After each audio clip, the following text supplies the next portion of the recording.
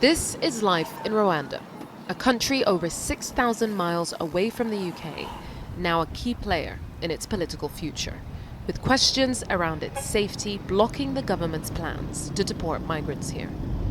What's striking is just how clean Kigali is by any standard and how well organized it seems. It also does, on the surface, feel incredibly safe. But the question is, who is it safe for? Safe in terms of guns or whatever, yes, we are safe. We don't have a war.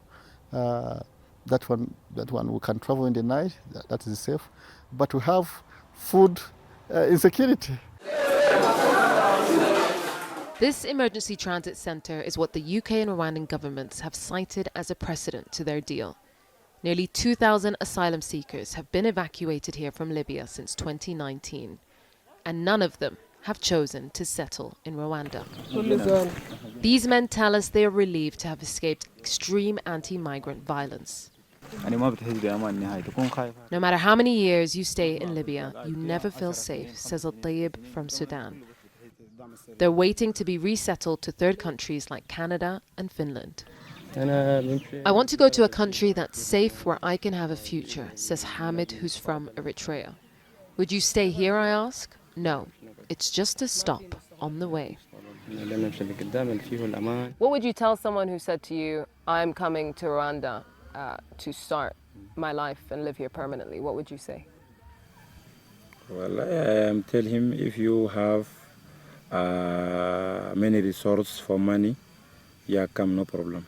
But if you start in the beginning, I tell him not come. And inside, a yell of disbelief. As I tell the women here that the UK is still pushing to send migrants to Rwanda. After they exhausted themselves to cross the Sahara and the sea, and then to be sent back is devastating. There's relief here as people wait to fly out. But this isn't where those deported from the UK will be staying.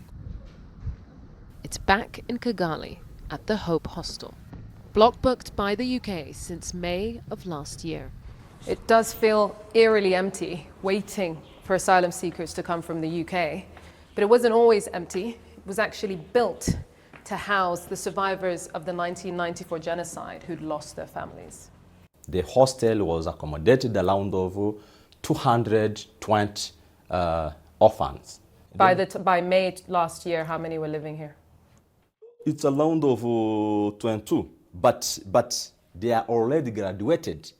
The residents, all adults, were evicted to make room for the UK deportees and given some money to rehouse themselves by the Rwandan government, who are still working with the UK to make the deal happen. We're offering a home to people.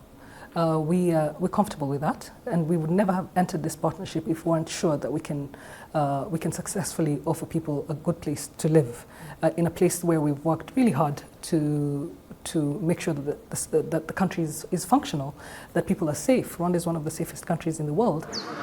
Rwanda's safety depends on who you ask. For those fleeing Libya, it's a temporary haven. But for those who have already reached the UK, it's nowhere near where they strive to be. Yusra al-Bagher, Sky News, Rwanda.